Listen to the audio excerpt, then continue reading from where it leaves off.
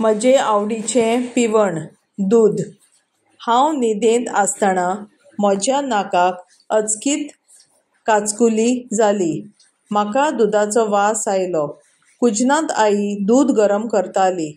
म्हाका दुदाचो खूब घोस्त आनी म्हज्या भावाक कॉफी. दुदाचो वापर जेवणां, खाणांत आनी पियेवपाक सगळ्या संवसारांत व्हडा प्रमाणांत जाता.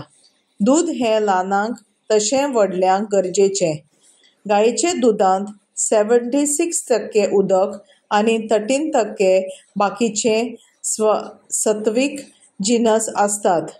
दुदांत प्रोटीन, कार्बोहायड्रेट, चरबी, विटॅमिन्स आसतात. दूद आनी दुदाचीं खाणां भुरग्यांक घटमूट जावपाक आदार दितात.